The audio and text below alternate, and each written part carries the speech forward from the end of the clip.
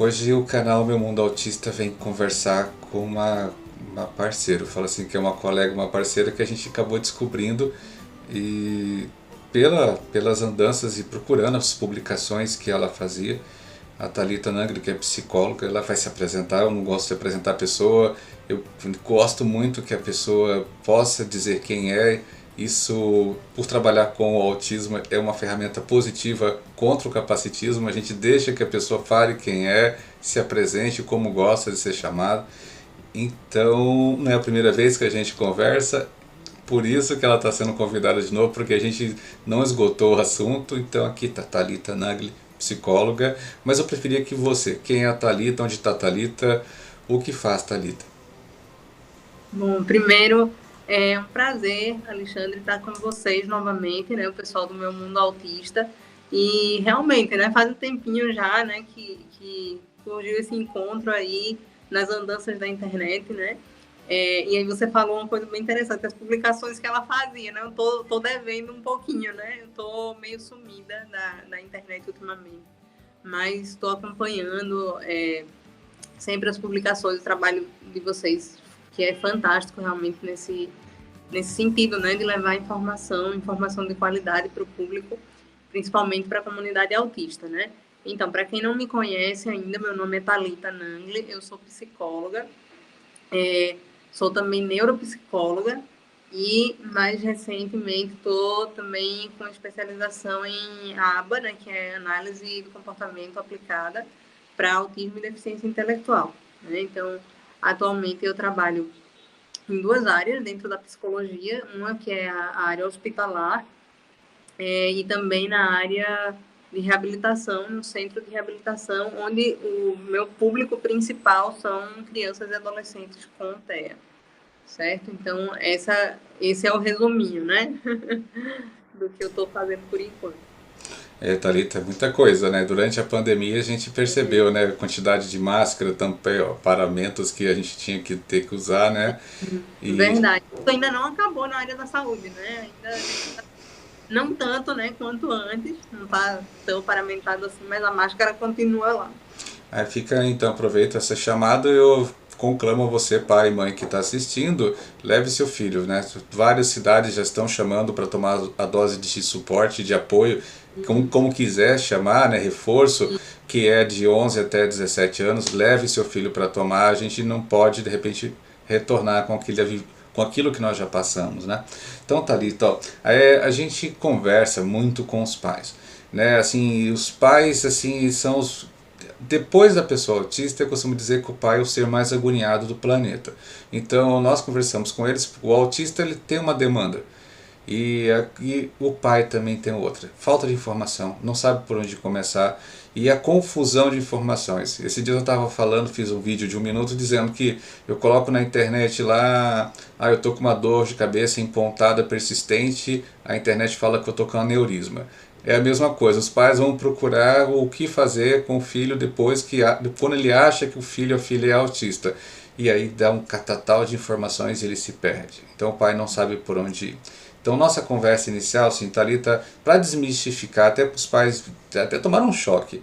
Existem situações que são do autismo, existem situações que não, que são do comportamento normotípico, e existem situações que são potencializadas pelo autismo ou podem ser declinadas pelo autismo. Então, quer dizer, nem tudo que o seu filho está fazendo ou faz é culpa do autismo. Então, esse é o cerne da nossa conversa. Nem tudo que acontece. E aí a psicóloga que mexe com o neurodesenvolvimento, com o desenvolvimento normotípico, e aí você fala para mim agora, e Alexandre, é verdade ou não? O autista tem comportamentos assim que são iguais a qualquer criança ou jovem na idade normal, tirando algumas diferenças que são peculiares ao autismo.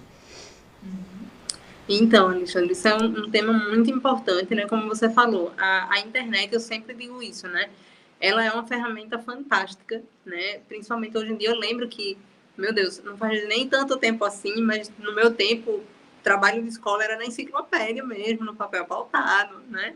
Então, assim, eu acredito que eu tenha sido a última, uma das últimas gerações que teve esse tipo de exercício, né? Enfim, depois é tudo na internet. Dá um Google aí que você acha. Mas a internet também tem armadilhas, né?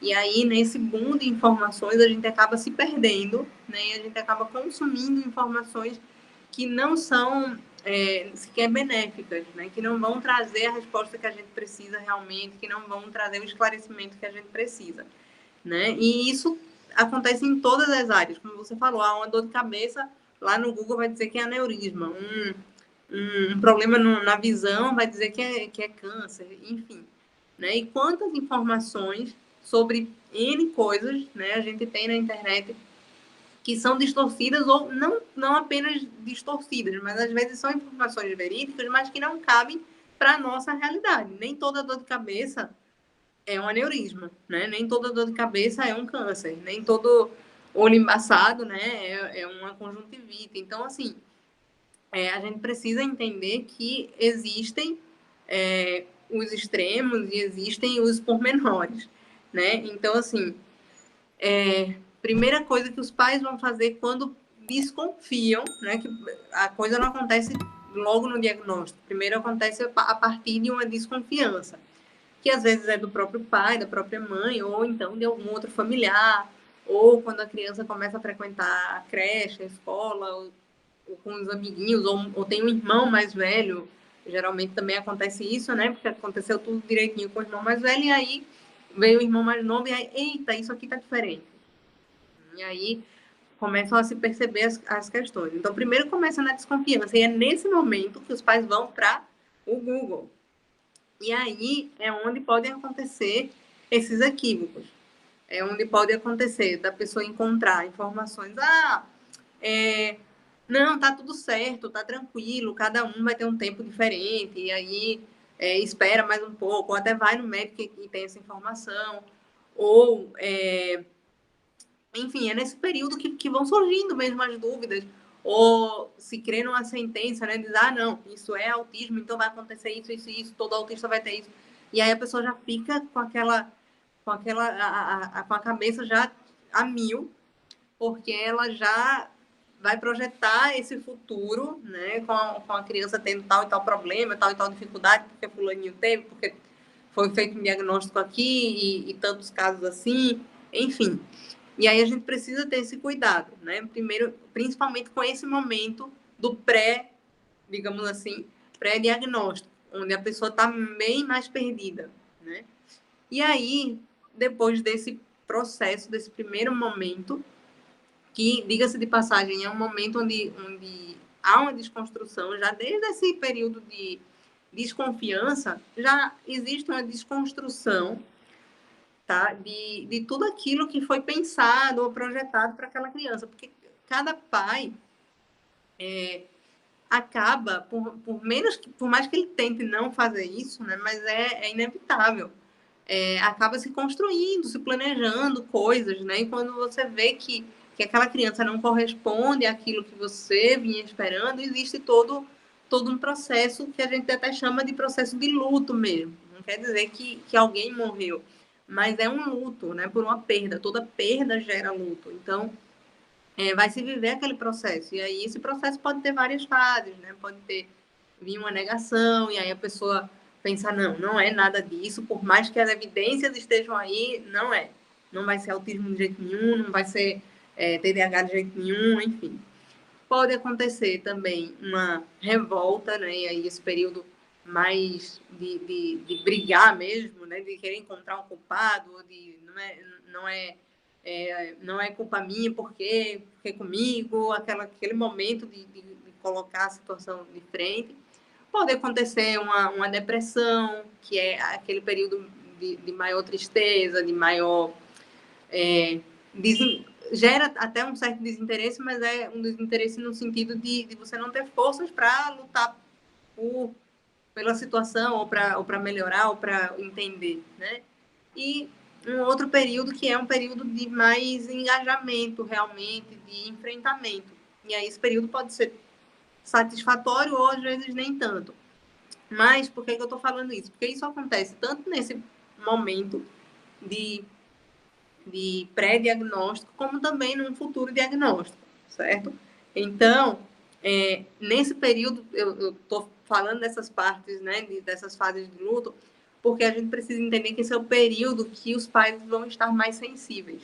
E é onde eles justamente precisam de mais apoio e mais informações realmente válidas, certo?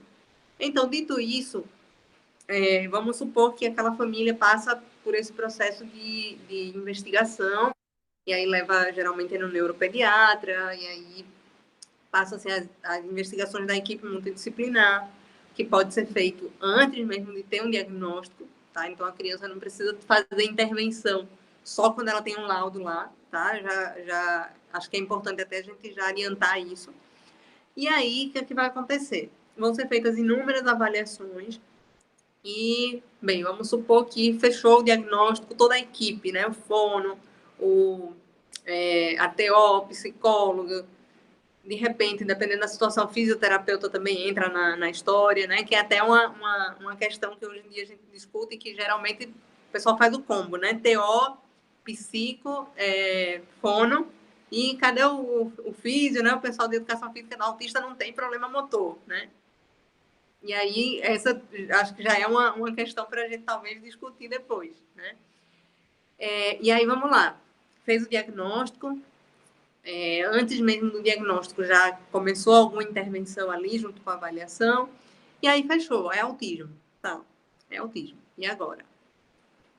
E aí fica essa pulga atrás da orelha mesmo. É autismo? Ok. E aí começa uma nova jornada desses pais de procurar informações. Agora sabe que é autismo, então vamos lá. O que é o autismo? E aí quais são as características do autismo? O que é que acontece com a pessoa autista? E aí, o que eu acho muito importante da gente esclarecer é que, já que a gente está nessa fase de diagnóstico não é uma sentença, certo? Então, muita gente chega nessa parte de diagnóstico como algo que é quase uma sentença de morte, né? Então, assim, a gente precisa entender que diagnóstico, hoje eu até estava vendo uma postagem de alguém que falava exatamente isso. Diagnóstico, ele não é um vilão na história. O diagnóstico é um processo para você entender, saber realmente o que é que está acontecendo, quais são as potencialidades, as possibilidades, claro, quais são os déficits, quais são as limitações, mas para quê?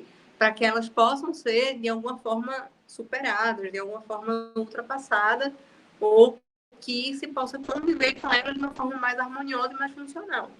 Então, o diagnóstico, eu diria que é um aliado, uma forma de você compreender melhor quem é aquela pessoa, tá? Só que aí o que acontece? Recebido esse diagnóstico, muitas famílias. Oi. Não, eu fiquei com uma. Eu quero aproveitar até esse momento que você está falando bastante em si do diagnóstico, né? Isso é importante pra caramba, porque nessas horas eu tive dois, né, diagnósticos, né, meus dois filhos. E foram situações totalmente diferentes. Com meu filho foi um tremendo susto, com minha filha já foi mais assim, não vai dizer que foi mais fácil, tá gente? Não foi mais fácil. Você ter dois filhos autistas não foi mais fácil o segundo diagnóstico. Mas assim, você já aceitava, você já tinha uma outra bagagem. Então, mas o problema que eu vejo dos pais, eu vejo assim, os pais ficam procurando locais para poder se esconder. Eu falo assim, quando tem um diagnóstico ele foge de ver a verdade. Ou muitas vezes ele quer ver uma coisa que não existe. A criança senta em W, ele é autista. Não, não, não é porque senta em W ele é autista. Uma criança que fica na ponta do pé, não, meu filho é autista. Não, não é porque ele fica na ponta do pé. São situações que vão levar a um diagnóstico esses comportamentos persistentes. Então, quer dizer, e quando eu falo assim de que existem situações que são comuns, o diagnóstico serve para poder a gente saber que tem algo de diferente, mas em outras situações que são bem parecidas. Esses dias eu estava acho que conversando com você, eu toquei no assunto, falei assim, nossa, a criança faz birra, autista faz birra também, não é só crise. Tem gente que acha que a pessoa autista só faz crise, não, ela tem birra também, ela tem um comportamento normotípico também quanto a isso. Né? Então os pais precisam saber um pouco mais. Exatamente, tem os dois lados na moeda, sabe? Como você falou, por exemplo, a criança, ela não é autista porque ela sente em W, mas ela também não sente em W porque é autista, entende? Então, assim, acontecem os dois casos, e por isso que a gente tem que estar muito atento e para isso, acho que é importante a gente conhecer primeiro, antes da gente saber, entender o que não é do autismo, embora uma pessoa seja autista, né? Para a gente saber identificar o que não é do autismo naquela pessoa, a gente precisa entender o que é o autismo, né?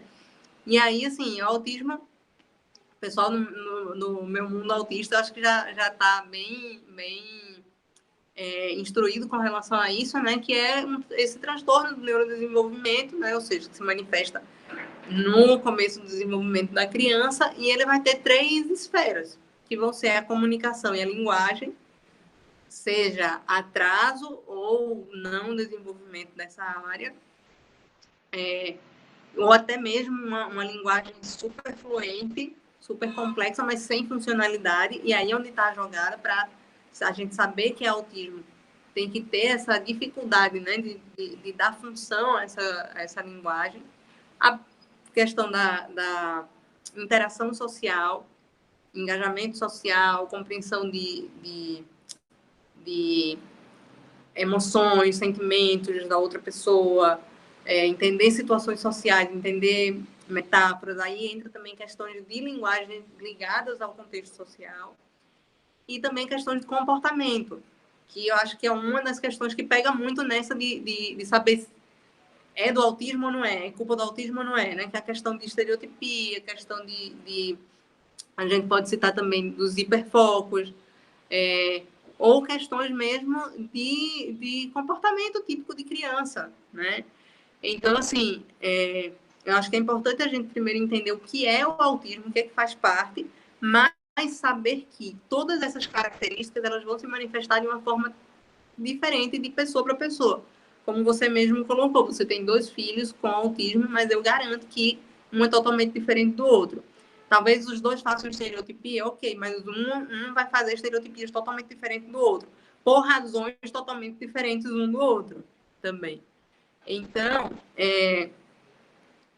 eu acredito que a gente precisa pensar mais nesse viés, né? Poucas pessoas falam sobre isso, né? A gente não vê muito se falar sobre, porque talvez é um assunto que ainda a gente precisa compreender melhor essa distinção entre as questões que são do autismo e as questões que são ou do próprio desenvolvimento infantil ou da própria personalidade da pessoa, tá? Então, porque além de ser autista, essas pessoas carregam uma personalidade. Então, assim, dizer, por exemplo, que todo autista vai ter dificuldades sociais, vai ter dificuldades nas interações sociais, mas nem todos exatamente vão ter o mesmo tipo de dificuldade, nem todos vão ter dificuldade de falar com outra pessoa. Tem pessoas com autismo, e eu acho que você também pode comprovar isso, que são extremamente espontâneas, que conseguem ter uma conversa bem funcional, bem produtiva, que são, né, enérgicas e que sorriem, que falam, que são bem mais espontâneas do que uma pessoa que, de repente, não tem autismo, mas é tímida. Assim, eu vou falar, a gente vai entrar no assunto. Um grande público da gente é o professor, né? Então eu mando um abraço pro pessoal. Tem uma cidade aqui em Nobres, em Mato Grosso, que está muito interessada em conhecer mais sobre o autismo. São cuidadores, são CADs, ADIs, pessoas que trabalham com crianças, acompanham crianças na sala de aula, elas querem conhecer um pouco mais. E para conhecer, gente, é importante. Meu filho, eu lembro quando ele era mais novo, uma professora falou assim, seu filho tem que tomar Ritalina. Eu falei, meu filho, depois foi descoberto, fechado o diagnóstico, que ele é autista e não necessariamente precisou da Ritalina, nem tampouco porque ela achava que ele era TDAH. E nem todo TDAH precisa da Ritalina. Então, quer dizer, existem sensos comuns que a gente aprende na internet que não se aplicam a todas as pessoas. Thalita, você falou uma grande verdade, tá? Tanto Sofia quanto Augusto são totalmente diferentes, têm comportamentos totalmente diferentes, estereotipias totalmente diferentes. E inclusive a Sofia, ela não tem a expressão vocal, né? Ela se comunica, mas ela não tem a fala, né? E muitas vezes é muito mais enérgica que o meu filho, que fala, e Sofia é mais social. Então, quer dizer, existem situações. Então, cada pessoa autista carrega a sua própria bagagem de conhecimentos e interações neurológicas que vão fazer ele ser diferente um do outro. Só queria então, nessa linha de falar de professores, e aí porque eu estava lendo, eu gosto do ABA, eu sei que você trabalha com ABA, eu gosto.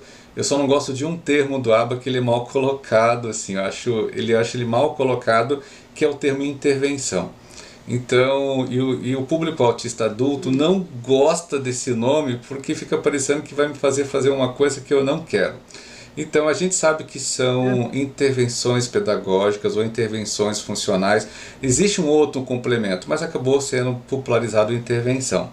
Eu li num artigo científico que é necessário também não fazer somente as intervenções pedagógicas orientativas nas crianças e jovens, mas também na família. Porque às vezes o comportamento Com certeza. da criança autista, do jovem autista, é potencializado por uma família que de repente não sabe o que fazer.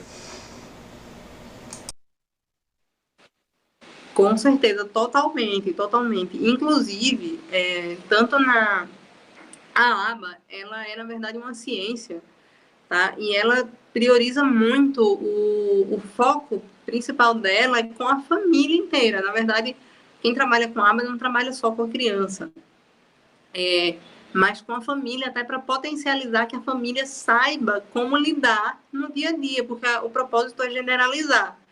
Tá? Então, assim, não adianta eu estar no consultório lá, trabalhando com a criança, ensinando alguma coisa lá, sei lá, de habilidades sociais, por exemplo.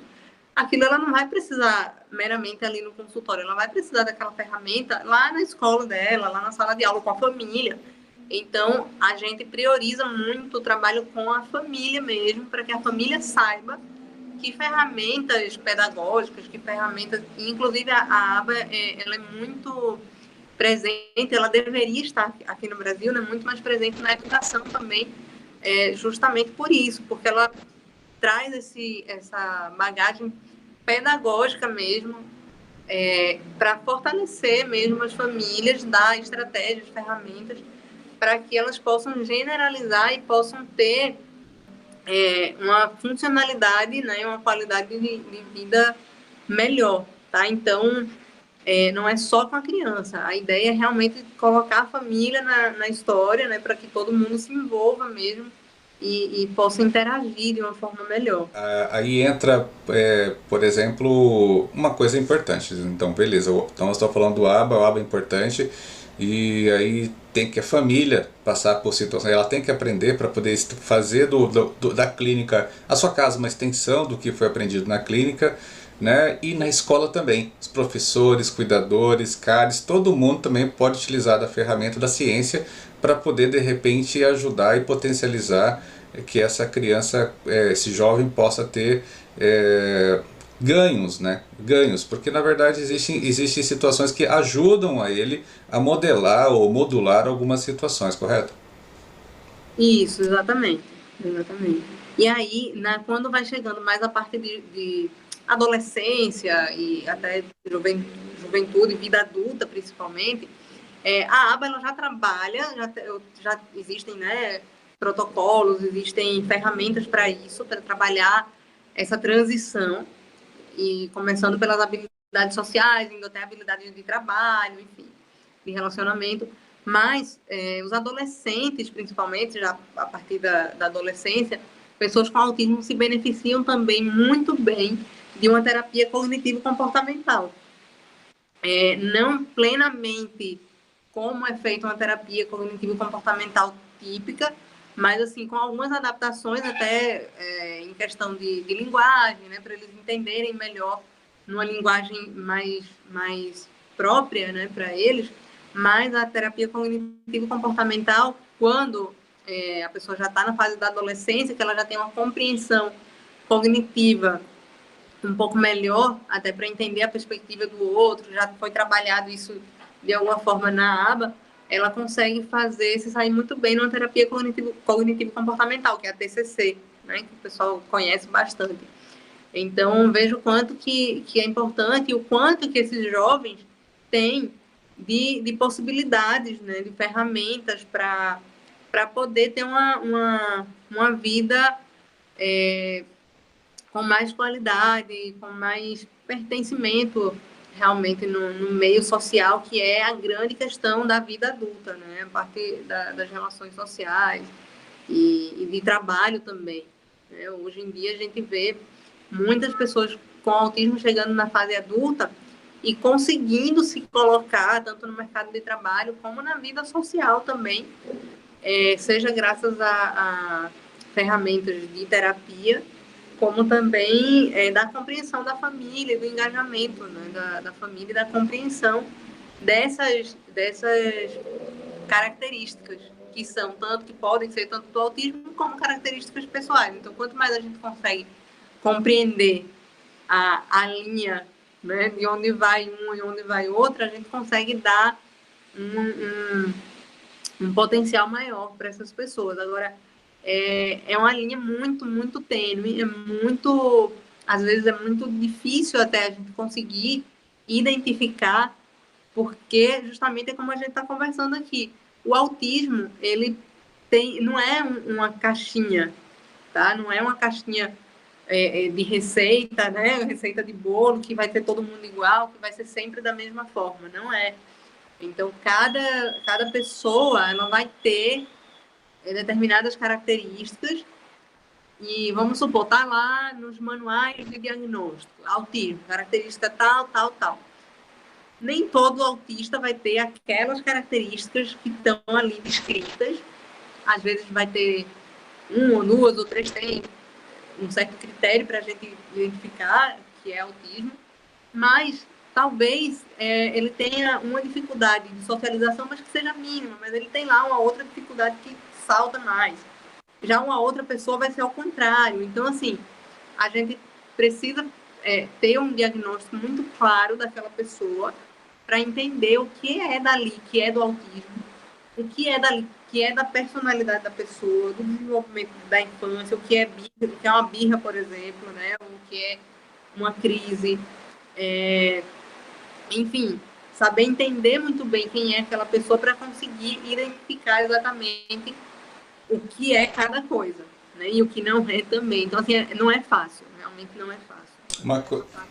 Então, agora para minha última pergunta, Thalita, assim, minha última pergunta. Então, assim, eu vi uma postagem esses dias, o pessoal pode achar que não tem nada a ver com o assunto, mas eu acho que tem muito a ver. Era a postagem, é uma analogia. Então, gente, uma analogia é uma comparação. Eu gosto de explicar, gente, porque tem pessoas autistas que assistem e eles, a situação de quando você faz metáforas, metonímias, é preciso a gente fazer essa pausa para explicar. Então, a analogia é uma comparação. Então, a analogia é o seguinte, é como arrumar uma cama com um gato. Com um gato. Essa era, achei o máximo. Então, para arrumar uma cama com gato, tire o gato. Aí, tira o lençol. Segundo passo, tire o gato. Troque a fronha. Assim, próximo passo, tire o gato. Arrume os travesseiros. Aí tire o gato. Nossa, mas o gato tá toda hora ali? Porque na hora quem tem gato sabe que você tirou, ele volta. Então você não vai conseguir arrumar, porque o gato vai estar sempre ali. O autismo, gente, por mais que a gente continue qualquer terapia, qualquer tipo de comportamento, o autismo vai ser o gato. Ele sempre vai estar ali. Então não adianta a gente ficar com aquela ideia que ele vai deixar de ser autista. O gato vai estar sempre ali, né? Então o comportamento, o gato vai estar ali. Então isso eu gostaria para deixar muito claro para as pessoas que o gato vai estar ali. E outra coisa, Alexandre, tem outras questões que a gente precisa, né? Quando eu falo que a gente precisa entender muito bem quem é aquela pessoa, enfim, tem coisas, como a gente até já comentou aqui, que podem se confundir com o autismo e não é nem necessariamente da personalidade da pessoa, mas é um outro quadro, uma outra coisa. Por exemplo, a questão da linguagem, tá? A pessoa tem algumas dificuldades, nem sempre essa dificuldade na linguagem vai representar o autismo. Talvez a pessoa tenha um outro transtorno de linguagem que precisa ser um pouco melhor investigado. E aí ele vai ter algumas coisas parecidas com as dificuldades da linguagem do autismo, mas em algum momento você vai encontrar o diferencial. Por exemplo, uma outra questão, as estereotipias que a gente falou. Às vezes vai ser uma estereotipia, mas de repente essa pessoa não tem uma estereotipia, ela tem um tique. E aí é diferente a estereotipia do tique. Então tem algumas classificações que a gente pode fazer para entender. E aí, se ela tiver esse tique, vai ser o quê? Pode ser uma outra síndrome, pode ser uma outra coisa. Igual, da mesma forma, o hiperfoco. Pode ser um hiperfoco, como é no autismo, mas pode ser também simplesmente uma pessoa que tem um interesse muito grande por algum tema, mas que não é necessariamente um hiperfoco, tal como a gente vê no autismo. Então, assim, questão de dificuldade de interação social. Pode ser a questão da dificuldade de interação social do autismo, pode ser um outro transtorno de personalidade, que precisa ser melhor investigado. E aí a gente vai ter que fazer uma coisa que a gente chama na psicologia de diagnóstico diferencial, que é a gente sair por eliminação, vendo o que é por exemplo, o autismo e um transtorno de linguagem. E aí cada um tem as suas características. E aí a gente vai, o que é comum nos dois? Isso, tá. O que é comum nos dois? Isso, tal característica é comum nos dois? Tal não é. Eita, essa característica aqui que o fulaninho tem pode aparecer no autismo, mas não no transtorno de linguagem. Entende? Ou ele faz alguma coisa que parece estereotipia. É estereotipia ou é um tique? Vamos ver. Essa estereotipia tem essa característica? Tem. Ela é igual na estereotipia e no tique? É. Essa característica aqui é igual? Não, não é. Então, qual é a diferença? Entende? E aí a gente vai eliminando o diagnóstico, se é autismo, se é algum outro. E pode ser também que a pessoa não tenha outro diagnóstico nenhum, né?